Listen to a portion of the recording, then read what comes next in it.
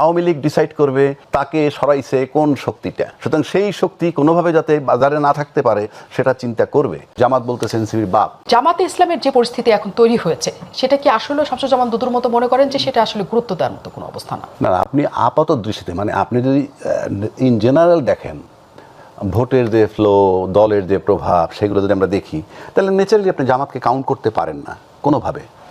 যার জন্য আমি একটা সিট বাড়ায় ধরলাম, তাতে সিট বাড়ায় ধরলে ধরুন সে নির্বাচন এককভাবে করলে হয়তো 7টা 8টা 9টা 10টাই পাইলো।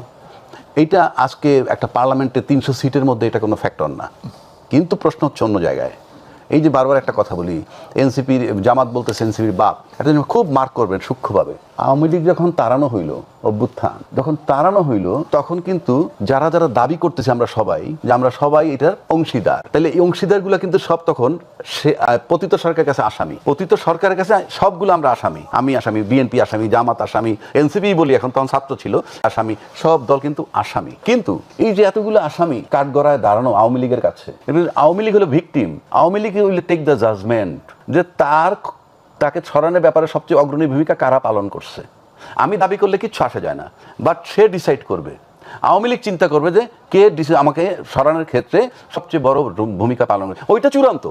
দুদুভাই বললে হবে না, আমি বললে হবে না, ওইটা চূড়ান্ত।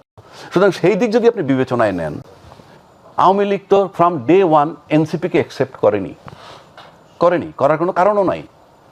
এখন আজকে এনসিপি সেটার জন্য কিন্তু অন্যান্য বড় দল বলছে ফ্রম ডে ওয়ান অ্যাকসেপ্ট করে নাই, নাবালক অমুক তমুক, তার মানে এনসিপিকে আউট করতে হবে। এখন এনসিপি সেই অবস্থান নাই। তাতে জামাত আর এনসিপি যদি এক হয়, এর চেয়ে বড় হোপ যদি পাওয়া যায় যে এনসিপির তো ভোটই নাই, এনসিপির ভোট নেই, অন্য কোনো সিগন্যাল যদি পায় যে আমার বিরুদ্ধে স্ট্রং কোনো পার্লামেন্টের ভিতরে কোনো দল দ্বারা আমি চাই না, তোমাকে কোঅপারেট করবো, কথার কথা বলছি, তাইলে সেও গালি দিতেও পারে। তো বাপের সাথে ফাইজলামি করবি না, অর্থাৎ তোর সাইডে ভোটনায় দরকার নাই, আমি অন্য সিগন্যাল পাইছি। নানান ইকুয়েশন হতে পারে রাজনীতিতে। আমি আবারও বলছি, শেষ কথা বলতে কিছু নাই, এটা আমাদেরকে শিখিয়েছে। আমি গত 54 বছর যাবত শিখে আসছি, আমি এখান থেকে চেঞ্জ হব না যতক্ষণ পর্যন্ত অ্যাক্টিভিটিজে না দেখব।